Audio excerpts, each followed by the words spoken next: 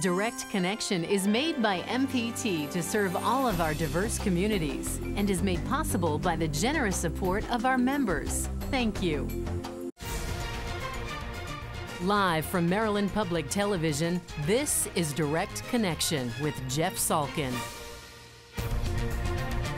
Hi, everybody, and thanks for tuning in for Direct Connection. Later in our program tonight, the Inner Harbor drew gigantic crowds this weekend. Coming up, we will preview some big changes that may be coming there soon. But we can begin tonight with the fallout from the Ray Rice case. Tonight, we want to focus not on football or the legal issues. Rather, we've invited an expert on the human issues. Joining us now is Jennifer Pollitt-Hill, Executive Director of HopeWorks. Thank you for being here. Thank you for having us. Tell us about HopeWorks. What do you do? HopeWorks is Howard County's local rape crisis domestic violence center. We believe that violence in our society isn't a mandate, that it isn't something that we have to live with, that we can change that and live peaceable lives. And so we help folks throughout their individual transformation from violence to safe life through shelter, counseling, legal services, and community education. Have the events of the past week, the Ray Rice video, has that changed anything in your world? I think it's just elevated the conversation to a more public arena. This is something that happens every day. What we saw in that video is not something new, unfortunately, to what we see and hear from our clients every day. And so it's just a reminder that this is a daily part of American lives. What do you typically see? What's a typical case that comes across your desk, or the people that you see? I would say, first of all, there is no typical case. When we look at domestic violence, immediately folks think of physical violence, and physical violence is actually really only one part of the pattern that keeps people locked in that situation. We usually see it begin with emotional and psychological abuse, where someone really wears someone down to believe that they don't deserve better, that they can't survive on their own. And when someone is worn down and really vulnerable, then violence gets introduced. So we try and intervene at any stage in which someone might begin to say, this doesn't seem right, this isn't a healthy relationship. What can I do to make sure that it doesn't get worse, or that the violence doesn't get repeated? Once it has crossed the threshold into violence, can it ever be fixed? I mean, are there cases where there was one incident and that's it? That's hard to say. I'm sure there are cases where there is one episode of violence and that it can be fixed. But really, our goal is to take our cue from the survivor, from the victim, about what it is that they want for themselves. Because as a survivor, you can't control the other person. You can't make them behave properly. And so you have to be able to decide, what are your choices? What do you want to do to make your own life better? Let me remind our viewers, if you have a question about domestic violence, give us a call. We'll have the number up on the screen. You could also tweet a question. Our Twitter address is @MPT News. Talk a little about the role of children in these cases, in terms of if there's a child in a relationship, does that affect the ability of somebody to leave the relationship? And then I guess the second part of it is the kids who grow up seeing domestic violence. In your experience, are they more likely to be involved in that down the road? Certainly, children are a tool that can be used as manipulation in a domestic violence situation. A lot of times folks will threaten to take away the kids, not let people have visitation, challenge custody if the person stays in the relationship. Conversely, someone who might be a good provider, there might be some real hesitancy to leave because you're going to deprive the child of their parent. They're going to deprive the child of some economic security. And so children definitely play a role in someone's decision to stay or leave a relationship. On the idea that abusive relationships can be hereditary? Hereditary, I wouldn't attribute it to DNA, but if you're looking at nature versus nurture, if this is what you've learned is how relationships are, you're going to emulate possibly what it is that's been modeled for you. My sense is that we've talked as a society about these issues enough, and there's been enough legislation and funding that we're probably in a better place than we were 10 or 20 years ago, would you say? I think we're better in terms of the system's response, law enforcement, prosecution of these cases. There's still room to grow and do a better job in that. But what we haven't done a good job is talking about the root causes of why we believe that this kinds of violence continues and we tolerate it. What are we telling our boys about what it means to be a man? And what are we telling our girls about their strength to be independent? What are we telling them? How do those messages get transmitted? Well, we're still talking about girls as being less than boys. When we talk about sports culture, we talk about throwing like a girl or don't cry because that's a sissy thing to do. Those kinds of comments denigrate females. And they may start off as side comments and attitudes, but that then leads to behaviors and can lead to violence later in life. Is there any element of relationship violence that you've seen that isn't male on female? I mean, are females sometimes the perpetrators? Sometimes females are perpetrators. We also see female perpetrators in the same-sex relationships. And so it's not only male on female, but a good 95% of the dynamic is males as perpetrators. But these are not all men, and I think that's what we miss. It's a small number of men who behave this way.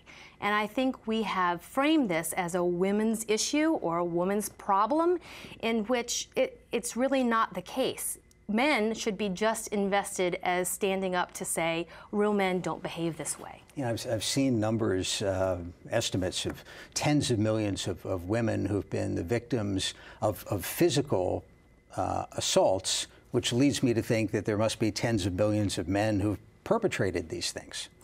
It's a much smaller amount. We find that often folks someone who is a perpetrator in one relationship, if that relationship gets resolved, they move on and perpetrate violence in their next relationship. So the one perpetrator is being violent with many women, whereas the victim is just the one-time victim. Tell me a little bit about the process for somebody getting help. Is it typically the victim who comes to you, gives you a call? Is it maybe a third party sometimes?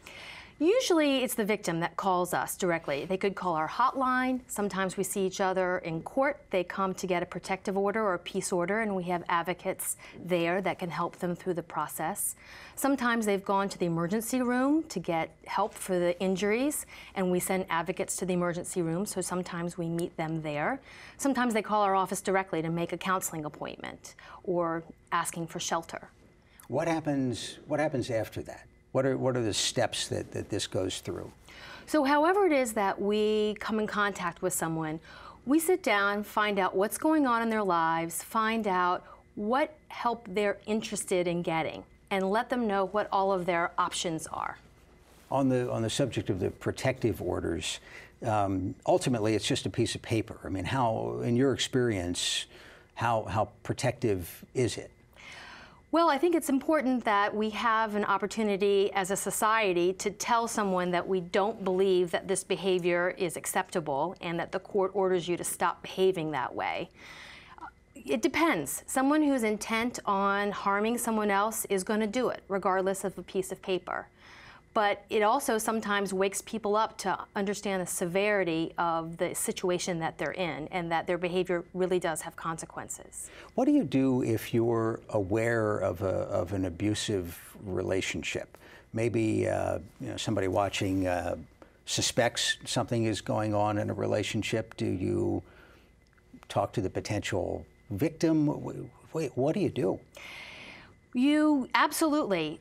When we talk about terrorism, we say if you see something, say something. It's the same principle. If you're worried, if as a third person you have that gut reaction that something's not right, you should follow it up. You should talk to the victim alone without the perpetrator around. Tell them that you're concerned and what you've seen and why you're concerned.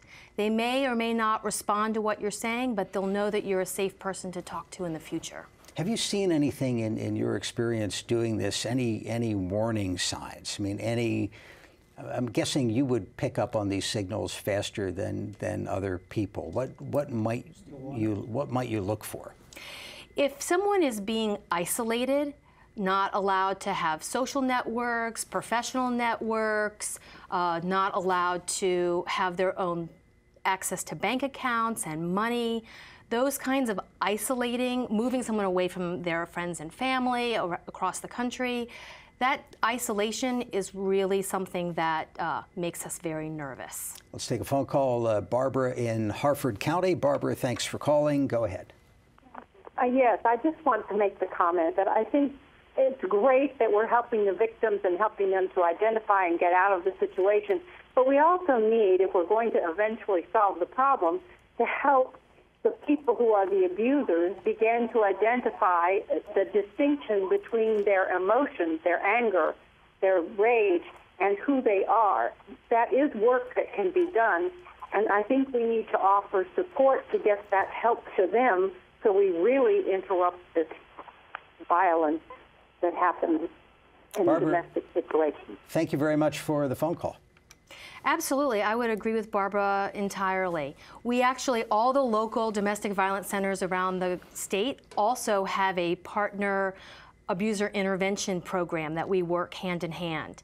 Because these are not monsters. These are our brothers and our fathers and our neighbors. And if we keep making the offenders out to be the other, we will not do the important work of helping everybody heal and changing behavior for the long term. Very good. Jennifer Pollitt-Hill is Executive Director of HopeWorks in Howard County. Thank you for being with us. Thanks for having me. Appreciate it. Coming up tonight, plans for an Inner Harbor 2.0. First, a look back at this spectacular celebration that took place in Baltimore this weekend.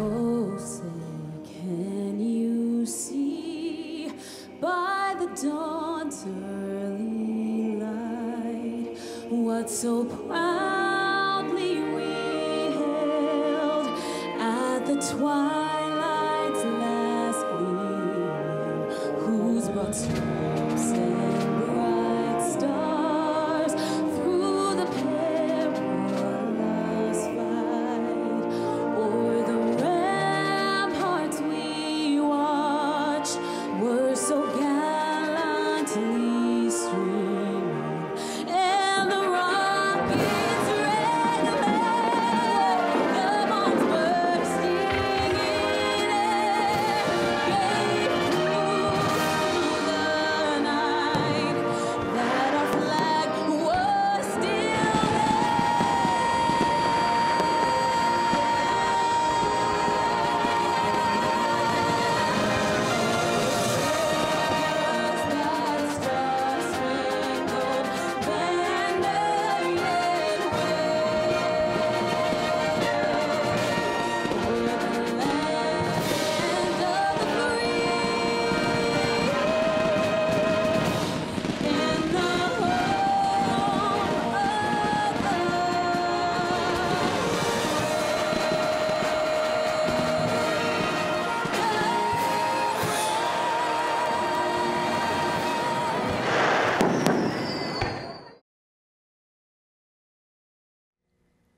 And joining us now in the studio is architect Adam Gross of Ayers St. Gross. Thanks for being with us. Thank you, Jeff. Thanks for having me. Did you get downtown at all this weekend? I did. I was down there Saturday, Friday, Thursday. We should do this all the time. It just looks terrific. Yeah, wouldn't that be great? It was a fantastic, fantastic weekend. Now, the Inner Harbor has been the centerpiece of Baltimore, which has been the largest city in the state. And it's been that way. I think it was 1980 that Harbor Place opened. Between us, it's starting to look a little, I don't know, just a little old. The idea is that the place needs a refresh. Not just Harbor Place, but the whole Inner the Harbor. whole thing, yeah.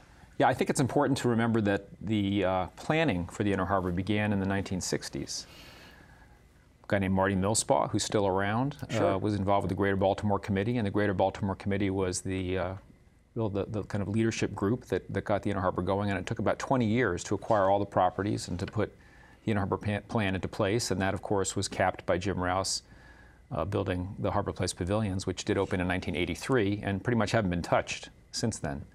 So the Greater Baltimore Committee got together with the Inner Harbor Waterfront Partnership, which was headed up by Laurie Schwartz, and Don Fry from the Greater Baltimore Committee came together and realized that our crown jewel was pretty tarnished and asked us to work together with them to develop a new plan. The good news is that the harbor, the renovated harbor, has been expanding in both directions, around towards Federal Hill and down towards Canton and Fells Point. So there's maybe less of a singular focus there than there used to be. That's right. And great cities are not just one place, but many places, and typically places that are focused on the creation of what we call the public realm. And you're absolutely right. There have been some incredible, wonderful achievements, particularly Pierce's Park, which was done as a public-private partnership near the aquarium on Piers 5 and 6, and the West Shore Park.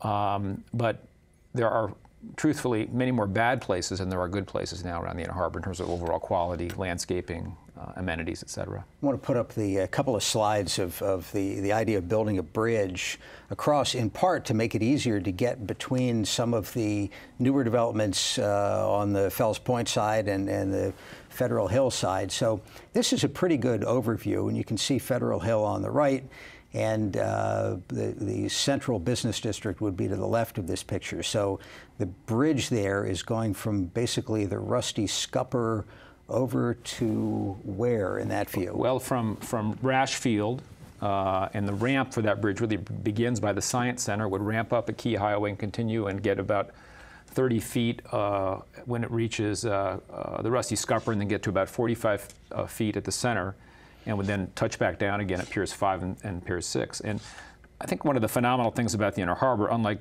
any other waterfront in the world, is that it's a very imaginable body of water. It's almost like a very large lake.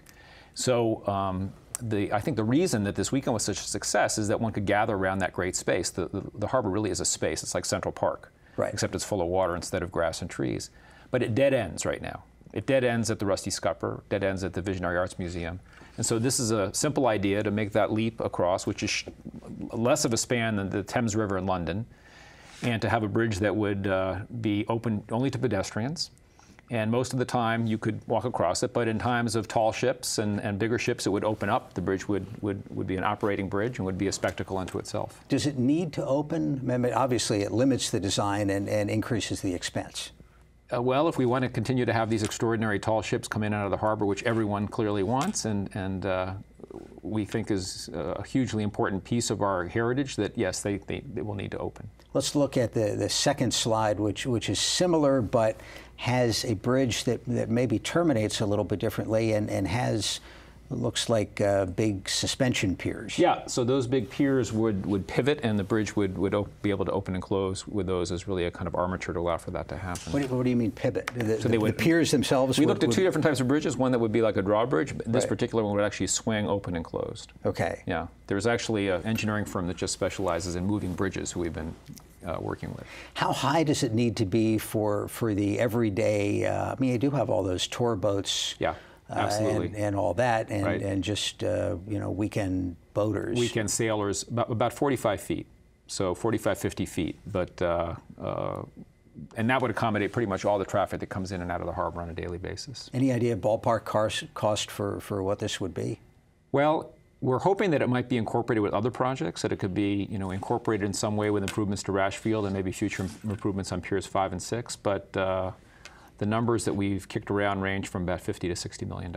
We could make it a toll bridge. You'd have to wear one of those Easy Pass things to walk across. That would be one way it could happen. But I think if you look at the economic impact that this weekend benefited the city with, we think that this could be an equally important tourist attraction for the city. Right. Tough to justify when the city has so many other needs. Tough to justify, but you hear about bridge repairs and bridge construction happening almost every month in Maryland at $50, $40 million. And when you think about the number of people who live in Federal Hill and Otterbein, and who live in Inner Harbor East and in Fells Point, the ability for them to get back and forth without having to get into a car, we think is maybe as beneficial as a new bridge for cars. There's also the ability, the possibility of building a signature skyline element that, that the city maybe lacks. I'm not sure. I mean, certainly the harbor itself is unique, but there isn't that Sydney Harbor Bridge or New York Statue of Liberty kind of icon there. I mean, is that an overreach to try to get a bridge to do that? Not at all, and not an overreach at all. And there are examples all over the world of iconic bridges that really have become, and we refer to it as the kind of Monday night football shot, particularly at night when it could be lit up and that that entire loop could be a continuous loop of light and could incorporate art and could incorporate a whole series of public amenities along its entire loop. Is there a specific model in mind in terms of, a bridge that has helped to define a city somewhere? Well, Sydney's a good one, and there's an architect. And that's an old bridge. That's an old bridge, but there's a great bridge in Bilbao by an architect named Calatrava, and this guy Calatrava has done many iconic bridges in many, many cities around the world. What else would Inner Harbor 2.0 do? Well, it has a long list of needed projects. One is a significant improvement to Rash Field. Rash Field is right now pretty tired and beat up. It's a fantastic spot right now for one group of people, which are the volleyball players. But other than the volleyball players, it's really not a very friendly space for any other active uses. So we've tried to redesign it to incorporate volleyball, but also to incorporate an actual public beach. That was in one of the pictures, I think. Yeah, a real beach with a pool that could float in the harbor. So which we saw up in Manhattan. We toured. We went up with Waterfront Partnership, Downtown Partnership, Baltimore Development Corporation, and toured Brooklyn Bridge Park, which has a floating pool in it. So, and then a large outdoor space for Saturday night, Friday night lacrosse games. And so instead of Friday night football, we get a Friday night lacrosse down at the Inner Harbor. An outdoor pavilion for concerts and music, a sculpture park, and a playground. You're working on some other projects as well. One of them is the Amtrak corridor, which is also about improving the view of Baltimore. Yeah, we're working on a number of projects that really are based on the fact that you never have a second chance to make a first impression. And our first impression coming into Baltimore on the train is not very good, particularly if you're coming from New York, if you're coming from the north. So anyone knows who's done that. When you look out the windows, you see some of the rougher parts of Baltimore, some of the worst first impressions of the city. So we worked with the city and again the Greater Baltimore Committee and Colin Talbert and the mayor's office, who's now the mayor's deputy mayor, and came up with an idea of greening the tracks. So removing a lot of that blight. Most of that housing is vacant. So taking down those vacant houses, putting in a series of new, what we initially conceived of as urban farms, so that those neighborhoods would not become such food ghettos and would actually have the ability to grow vegetables and create a linear park along the train line. And then coming into the station itself would be to renovate the station, which is also underway. Let me grab a quick phone call here. This is Tom in Harford County. Tom, thank you for calling. Go ahead. Hey, Alan, just a quick question.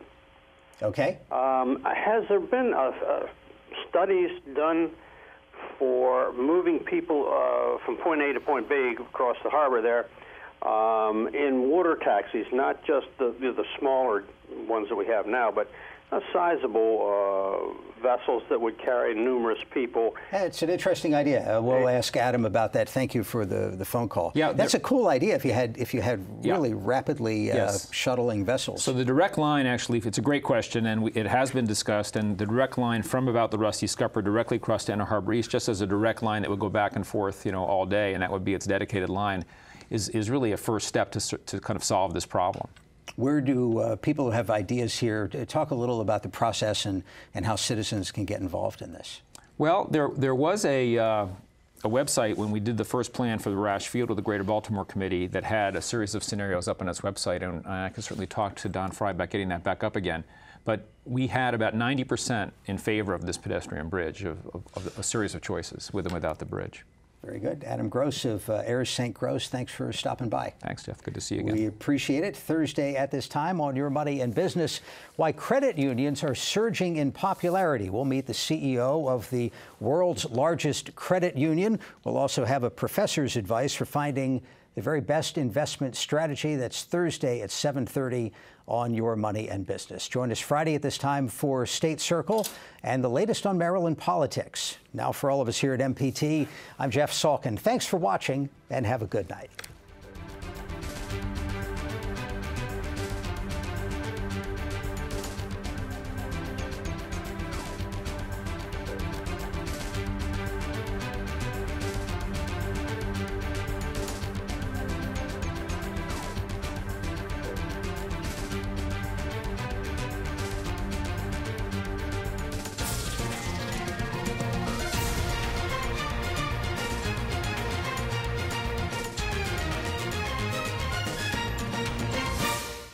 This program was made by MPT to serve all of our diverse communities.